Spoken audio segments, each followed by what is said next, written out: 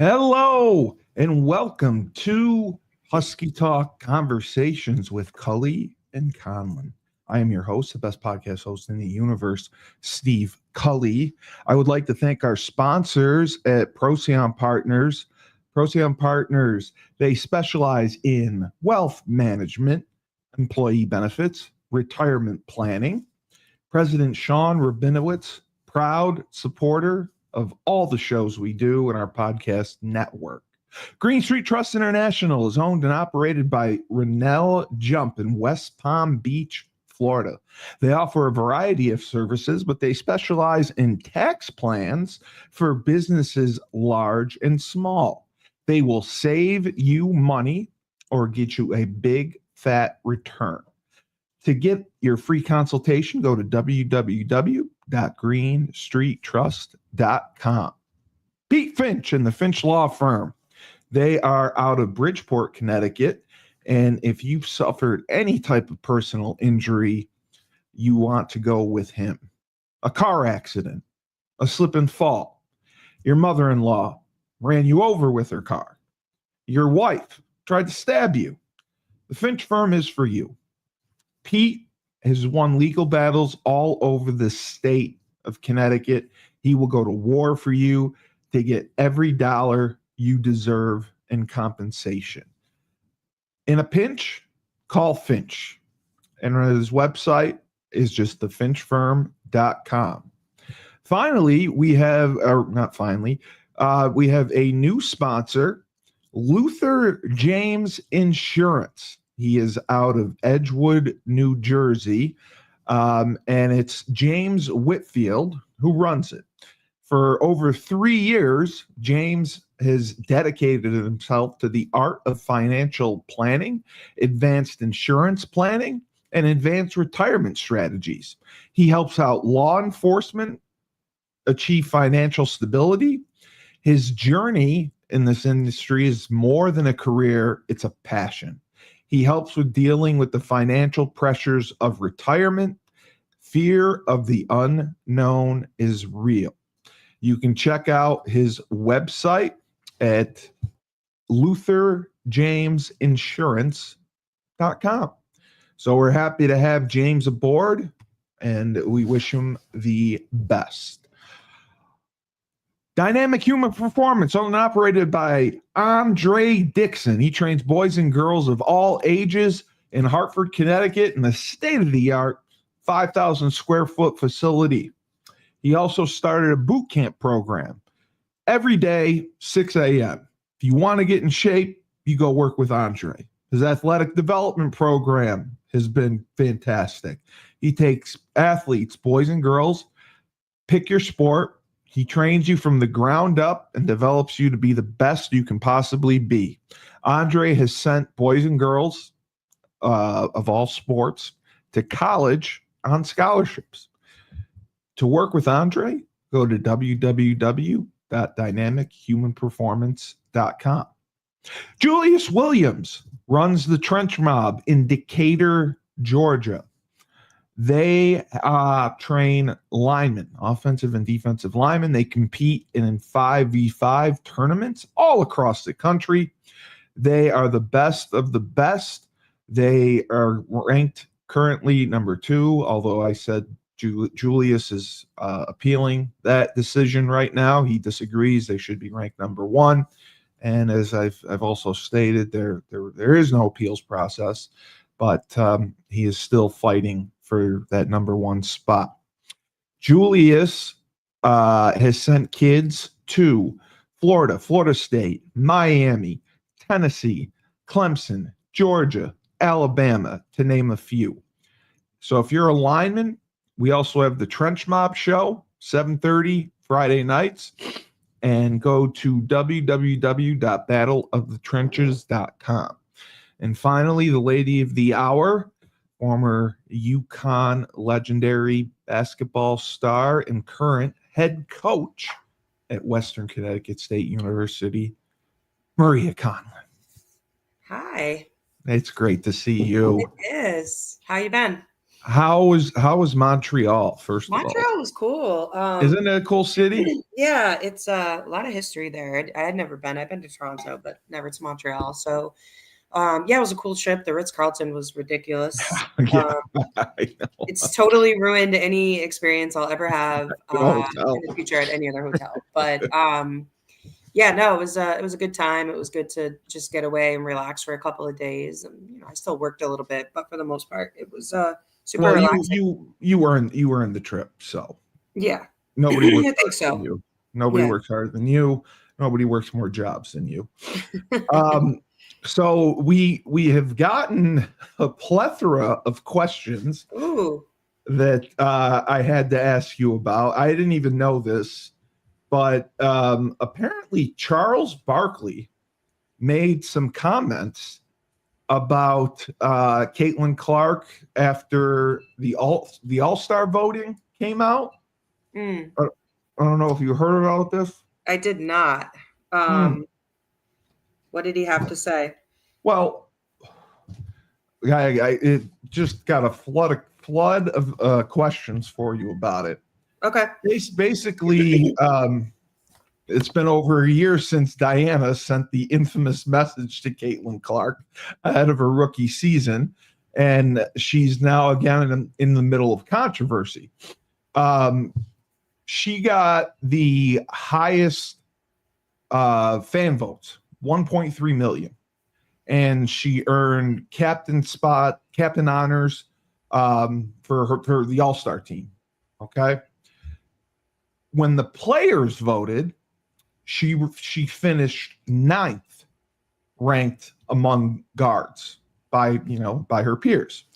So Caitlin's also she's missed time this year, and she finished low in player voting. I mean, she finished below Paige. She finished below her own teammate Kelsey Mitchell, and fans or people find this very hard to believe. And Charles Barkley chimed in about the WNBA players being petty. And this was his comment. LeBron, you are 100% right on these girls hating on Caitlin Clark. Y'all petty girls, Barkley said. And I expect men to be petty because we're the most insecure group in the world. Y'all should be thanking the girl for getting y'all private charters, all the money and visibility she brings into the WNBA. Don't be petty like dudes. What she's accomplished, give her flowers. She's bringing y'all money to the table, and you're being petty like dudes. Yo, girls, stop being petty. Caitlin Clark, thank you for bringing all that money and shine to the WNBA. So many people asked what your thoughts were on the comments of Charles Barkley, and would you rank Caitlin Clark ninth among guards? Do you think that the players in the league are like really that much against her, or just is it jealousy? I mean, A lot. it's such a loaded argument, right? Because I can see both sides. Yeah, Because I just am that type of person. I mean, she definitely hasn't. If you look at her statistically this year, should she have gotten the most votes? Probably not. I think right. ninth She's been is, out. Yeah, yeah, I mean, I think ninth is definitely a stretch, but if, I'd love to see what the players are basing it off of. Are they basing it off of like impact on her team? Are they looking at it from a statistical standpoint? Or to Charles's point, are they looking at it from a petty standpoint because nobody likes her and they think she gets too much credit for everything that happens, right? And which, by the way, that last part is not her fault, right? So I'll defend her from that standpoint. Like, it's not her fault that 1.3 million fans no, for her and not somebody else, right? and they So, packed the arenas for her. and it's kind of her fault, but not her fault that she's grown the game as much as she has. But I don't think I think we all have to stop with like the petty like BS around like it's not that she's not good, guys. Like she's really good. She's very talented. I Yeah, say it all the time, like because I get the question now: is she really that good? Like, what's the deal? Why do all the girls hate her? Blah blah blah. And, I think for me, and I've said this so many times, she's just not likable. She brings it on herself. Yes, I Like, agree with you. She's I not think the fan, and charismatic. then when I say that, like, it's like, how could you say she's not likable? There's 1.3 million. Okay. They like the way she plays basketball, but the Right. players don't look at it like that, right? Like, Correct. she's E- not likable to her peers. Even her own teammates. Yeah, I mean, so I think that she's probably one of the first like superstars on the women's side that is really, really good and liked by the fans, but not necessarily liked by the players, right? Like Right. we've never seen this before on the women's That, side. We've yeah. seen it on the men's side. Yeah. I mean, listen, That dynamic. Yeah. half the country hates LeBron, half the country loves LeBron, right? Like it's just one of those things. Yeah. So do I think they're being petty? Maybe. But I also think statistically, like she shouldn't have gotten the most votes. Like she's not the No. best guard in the WNBA this year. No. Is she the ninth best? I don't think she's the ninth either. She's probably Top somewhere in 5. between. Yeah. Yeah. I mean, listen, the Fever with her, their record is better than when she isn't there, right? So she is having an impact on her team. Her team's not in the top 4, right? So if you're the best player in the league, then your team should probably be ranked higher. So there's and you predicted that they would finish second in the East as well. Listen, I mean, it's kind of crazy. I mean, again, she's missed a lot of games, and I think that what we've seen is it's not easy for her team to win without her.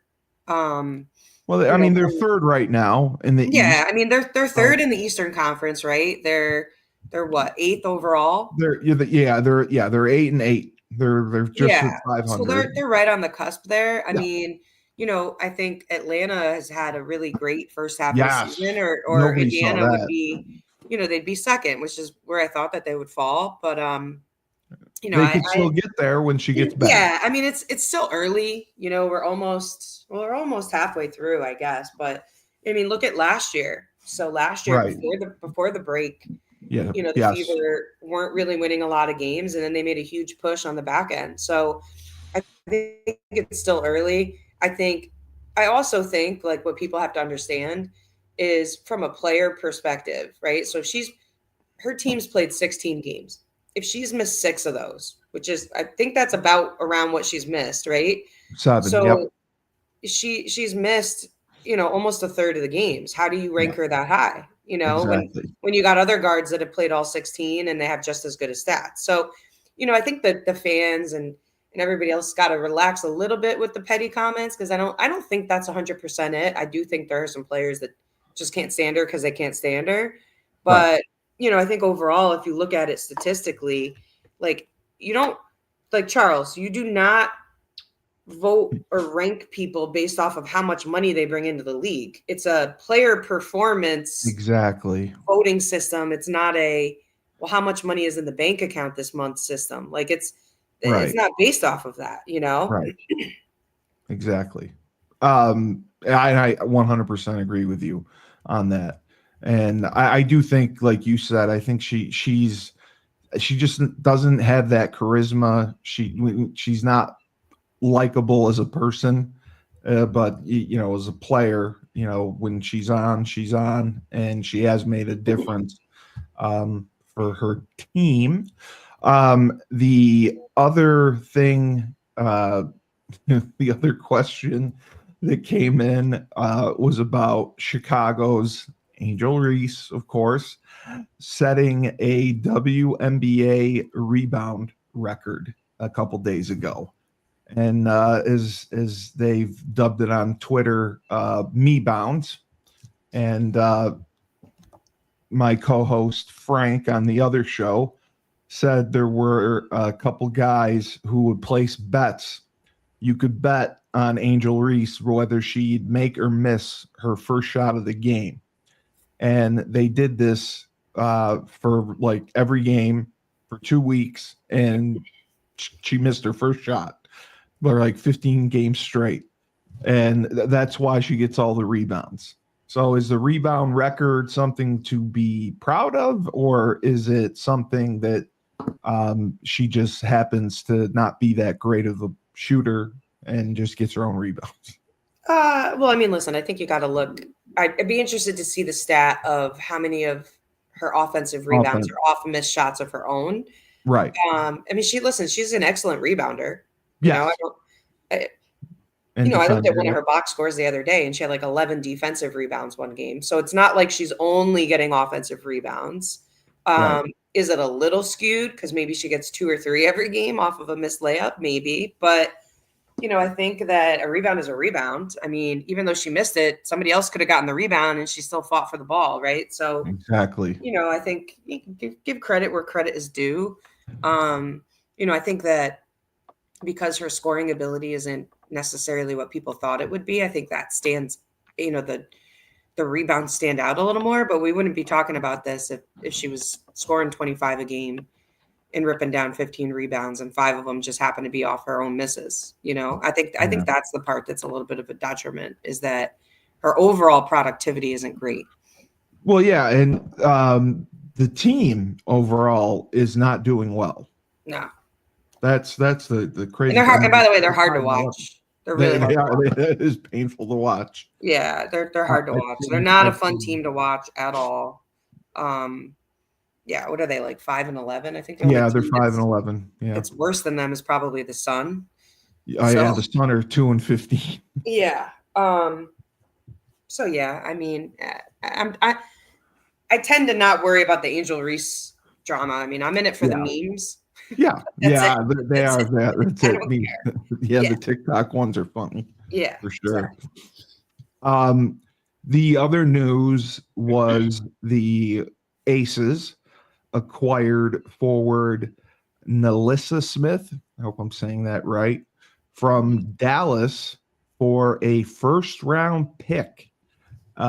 This was just surprising because she is only playing 19 minutes a game and averaging 6.7 points and 4.9 rebounds. She was the number 2 pick by Indiana in 2022, made the WNBA all-rookie team. But a first-round pick for someone who's averaging 6.7 points a game and 4.9 rebounds, what are your thoughts on that? I mean, is that good for the Aces to give up that first-round pick? Yeah, it was kind of a weird trade from my perspective. I do think that she'll bring a little bit to the Aces. Like, I think the Aces are thinking about right now, and like, how do they get this train back on the right track of where they've been in the past? And I think she can help them with that this year, like immediate help. First round pick maybe helps you right away, but maybe doesn't, right? Anyways, so depending on what pick it is. Right. So, I mean, Becky Hammond knows what she's doing, so I don't ever question that. I mean, Dallas definitely made out in the deal. That's for sure. Yes, I agree. It was a heist, in my opinion. This is a question. What did Frank want me to ask you? It'll come back to me. He had the expansion. So we're getting 3 new teams: Philly, Cleveland, and Detroit's coming back, and then along with Toronto. Cleveland used to have a team in the initial, and then they got rid of it. Right. So Philly's really the only like new market, because obviously Cleveland and Detroit have had franchises there in the past. But I was excited to see Philly. I think that's going to be great. Yeah, I think Philly's a great. I think it's a great city. Obviously, Philly people have historically supported their teams. Yeah. So, I think it's a smart market. And, I think we talked about this. I don't know if it was last week or the week before, but I think it's smart that, again, we got to get away from the markets like Connecticut Sun, right? Like, I think it's smart to go into a big city market, where they don't, and they have it's a big college city. So I think there's just a lot happening there. So I think that's a great expansion team. I'm really excited about that one. Yeah. And So Toronto's next year, and Yep. The then year after that is Portland. that's right. Oh, okay. So it will be 18 teams by 2030 Yep. total. Yep. And Frank also wanted to know: do you think there's enough players, talent, to fill those teams? Because I mean, that's a lot. That's a lot to add on Yeah. in the 4 years, 5 years to 2030. I think so. I think what we've seen over the last 4 years is just like this huge uptick in women's sports, but women's basketball in general. And I think what that's done is that there's just more kids playing, right? So Right. with more kids playing, more kids, skill levels getting to a certain point, I think it's a good thing for the league. I definitely think that there'll be enough players. I'm not.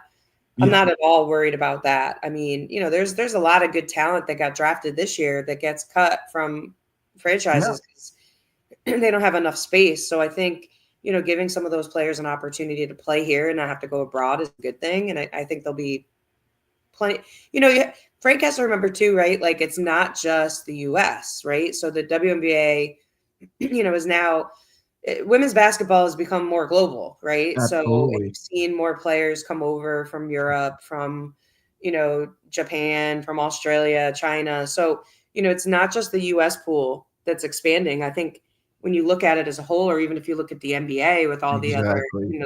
the people coming from abroad, I think the game in general has expanded so much that I don't think they'll have an issue, having enough players. I don't think that'll be an issue at all. The other question Frank asked was he has heard rumblings and rumors that Dawn Staley could be a candidate for the Knicks head coaching position.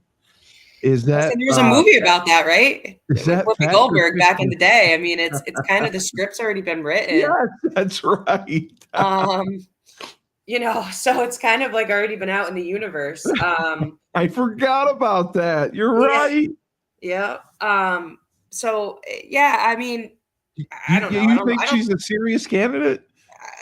I would she listen, if there's a women's basketball coach in college right now that could do it, it's her. Right. Okay. I think that I she would go would with garner that. the respect and the whatever. Would she Yeah, do she's it? tough.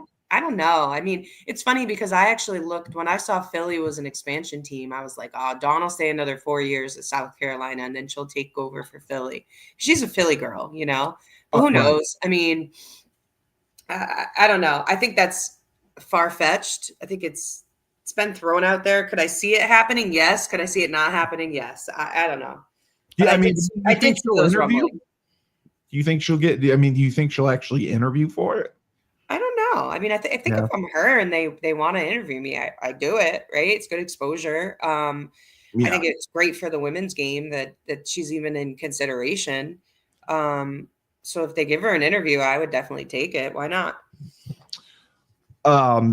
So today is July 1st. It is the first day that college athletes can get paid by their school in the history of college sports.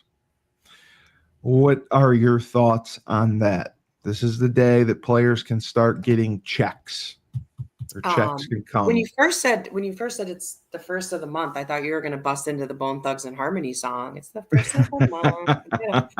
Um, yeah, I mean, listen, good for them. I mean, we'll see how this all shakes out. I think it's going to be a long couple of months as all these schools try to figure it out. But I mean, good for the players. Have at it. Yeah. Yeah. I just think it's crazy that, they're going to start getting checks in the mail. And I don't know how each school is going to determine who gets what, how it's broken up. And, that's why that Title IX lawsuit is going on, because they want to make sure that the women get paid equitable to the men, which I don't think it's possible to pay everyone the same, but they have to have a system, a way to break it down. And I hope they have that in place, because today, like I said, today is the first day that they can get paid. So that's crazy that I guess we're 20 years too late. We'd be getting checks instead of those. Yeah, imagine check Yeah. your account and you're like, oh, I got 5 Gs in there today. Let's go to Huskies. Yeah, let's go to Ted's. We'll go to Bidwell's, have some rocks and wings. Oh, I know. the penalty box, one of those places. Oh my gosh. What was that other one we used to go to that was Sneakers. Sneakers. There we go. That Sneakers place is was my favorite. dangerous. Yes. Yeah, I mean, hey, it's awesome for the kids. I mean, I know. I have no envy. I am completely impartial to the topic. Like, go make money. Why not, right? Everybody else is doing it. Absolutely. No, Yeah. I agree. I hope that they at least have some structure coordination for it. Well, they probably don't yet. Who knows? That's what I was thinking. That there's no way they it's could gonna be a long couple of months for sure. Yeah. The Lynx are having a phenomenal year, and you picked them as one of your top teams, and our Nafisa Collier is a UConn girl, and she has been in the MVP race really for the WNBA this season. She has just been incredible all year. What are your thoughts on Minnesota and how Nafisa has been playing? I mean, she's the best player in the league this year. I mean, that's why. But you think so? You think that's? I think it would be. I would love to see an argument for her to not get MVP at this point. I mean, obviously, we're almost halfway through the season, and there's still a lot of things can happen. But I think if you were going to name it today, I don't see how she doesn't get MVP. I mean, statistically, from a leadership standpoint, in the win-loss column, I mean, she checks every box. Right. Which I anticipated. I mean, she had a great season last year as well. Yes. And I thought she should have been in the talks a little bit more last year, but I think this year she's really just separated herself. I mean, nobody's putting up numbers like she is and winning like she is right now. Right. She's just on a different level, and this is her year, and it'd be great to see her get that adulation. Yeah, she's definitely deserved it. Yep. The other question was about the Washington Mystics. They have had an unexpected, fairly good season. I mean, they're not unexpected by me. No, you said before the season because of the draft, you thought they would be good. The draft and the coaching staff. I know Sydney Johnson really well. His daughter played for me at GFA. Barbara Turner is one of the assistants who obviously I played with at UConn. They get a dynamite staff. They're fun to watch. They're really fun to watch. They're very young. I wish it's so funny because obviously Georgia Amor tore her ACL early on. I would love to see where they would be at right now if they had her at full strength too. They're young, they're bought in, they're veterans, have kind of taken all the youngsters underneath their wings, and they'll make a push for the playoffs. They're right on the cusp there right now. I think they're like 8 and 9, but they have very good chemistry from what I've seen. They're a team you watch and you're like, oh, those kids are having fun. Yeah. You could just tell they really enjoy playing with each other. They enjoy playing for the coaching staff. It just seems like a really great environment. And when you have an environment like that, you win games you're not supposed to, you know what I mean? On paper. And I think they've done that a lot. So I'm excited for them in the back half too. A lot of other questions came in about the Golden State team, the expansion franchise. They have a winning record. They're 9-7, playing very well.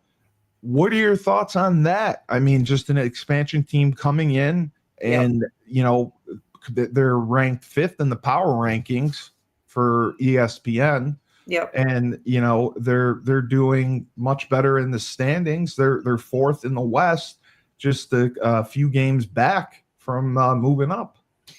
Yeah. I mean, when I saw the hire they made for head coach there. Yes. I was really pleased. I think she's going to do such a phenomenal job, and she already has. But again, I think that's another team where, each night you have a different leading scorer. they're very well balanced. They play together. They genuinely look like they want to be playing together and playing for the coaching staff. So I think anytime, you have those combos, I mean, obviously they have talent as well. Maybe not as deep a talent as you see on some of the other rosters, but Right. you take some talent and you bring that chemistry in and you can do great things. And I think they've shown that early on. Frank also wanted to know if you think this year or next year could be the first year that the WNBA as a league makes a profit. As he said, they haven't made a profit since they've started, and next year with the new TV contract, they're getting $200 million a year. Are they going to be a profitable league this year or next year? Do you see that happening? I think they'll be really close this year. Yeah. I think But next year for sure. I looked at what I saw was their tickets are very inexpensive. Do you think that could be something that they would do? Raise ticket prices? Yeah, I mean, listen, you got to supply and demand, you got to pull levers, right? So if you got the demand there and it doesn't matter to your bottom line, then you keep ticket prices the same. But if you move the dial a little bit, that hits the bottom line really nicely. So, we might see that's kind of the draw for the WNBA right now, is that you can go and watch a game and it's, you're not going to break your bank account. So I don't see them jacking the prices up too much, but I think, somewhere in between there, raising them, $5 a game or something like that, it affects the bottom line. So I think that's a smart decision. Yeah. As far as you're doing with recruiting, you're pretty much done for 26, because we've had some, I guess, parents asking about recruiting. If their kid hasn't been offered by anyone as a junior right now, do you believe that they still have a chance to get offered? Do they still need to go to showcase camps? Because the time frame now has changed so much with the NILs and payments, and when people are offering kids, they usually, I mean, basketball's different. I mean, it's based primarily on your junior year. You're not going to get offered on your senior year. So they're asking for recruiting. Is this the most time to be active? And if you don't get anything by the end of the summer, then you got to drop down and look other places. Yeah, it definitely, maybe expectations have to be changed a little bit if you don't have an offer to like a D1 right now, I would say by the end of the summer. Yeah. But there's still time. I mean, a kid could have a breakout senior season and get offered late. That happens too. Yeah. So, I would say, yeah, still keep going to showcases, go to as many things as you can from an exposure perspective. And you never know what can happen. It just takes one coach seeing something in you anywhere to give you a shot. So I don't think all hope is lost, but, maybe start adjusting what your expectation is of what level you could be at, but, keep going to the stuff that you need to. Parents specifically, Chelsea, she's from West Hartford. She asked, she has a daughter. They go to camps. What is the best way her daughter could stand out at a camp? What do you have to do to get eyes on you, would you say, if you're looking at a camp? I would think first and foremost, your approach to the game, right? So like being dialed in, being well-rounded on the court. Like it's not right. Coaches aren't going and saying like, all right, which kid dropped 25 today? There's a lot of other things that coaches look at while they're sitting there, that make you attractive as a recruit or a candidate. And I think, again, being a good teammate, I think it goes without saying, like, play hard, right? But I think that's a big one. It's, the intensity or the way that the kid approaches the game is really big. And then, typically when you're doing that stuff, other stuff happens, whether that's scoring or creating opportunities for your teammates, etc. And do you talk to other people, like, because she wanted to know if you would talk to, obviously the coach, but like teachers, the players' teammates, like how deep do you go in the recruiting when you're trying to find out more about a talent? Do you go that deep? Yeah, I mean, I think, definitely AAU coaches, definitely high school coaches. If, some coaches reach out to the school's principal or teacher, athletic director. All Teachers the is a AD little too. is a little deep, I would Right. say. Right. Because in high school, kids have a lot of different teachers. Yeah. But yeah, I mean, That there's makes definitely been sense. times where, I've called different people at the school that, interact with the kid just to get kind of like a sense of who they are. So, those are always things you want to be on top of for sure. Okay. And how are you doing this week? Do you have any more AAU tournaments, any more games? Are you just working your normal job and your coaching job and going to the Yeah, I restaurant? mean, yeah, just kind of doing a little bit of everything this summer. And you're not building any more decks, right? No, I finished my last deck. I built a farm table with a friend over the weekend that we put out there. Oh my God. I'll I'm send you telling some you, pictures. you're gonna start taking jobs. It's gonna be Conlon and daughter. You're Yeah. gonna be the new construction company, and you're gonna just build stuff in the neighborhood for Yeah, I people. had a guy drive by the other day and ask me if I Everyone was loves. part of a union. But They yeah, love no, your. They love your work. You yeah. do great work. No, we're done. I think we're done with projects for the summer. Now we're just chilling. I showed it to Mulcahy, and Mulcahy's like, "There's no way in hell I could have done that." He was like, she's freaking awesome. All right, well, thank you again, and again, I will thank Mr. James Whitfield. He was watching the show. James Whitfield, Luther James Insurance are one of our new sponsors, and he does financial planning, insurance planning, retirement strategies, and he will get you financial stability, and he will help you deal with the financial pressures of retirement, because fear of the unknown is real. And that's LutherJamesInsurance.com. We have Ned Von Young, Fresh himself, the Fresh Fold Laundry Company out of Chapel Hill, North Carolina. They are a high-end laundry service. Now they offer a pickup. So you bring your clothes out, they will come pick up your clothes, bring them back, wash, dry, and fold them at Land Speed Records. And all you have to do is come and get them. You can schedule online when you want them picked up. They also have an online subscription service, weekly or bi-weekly. They are absolutely incredible. So if you want to see all the services they offer, they also have deals for college students.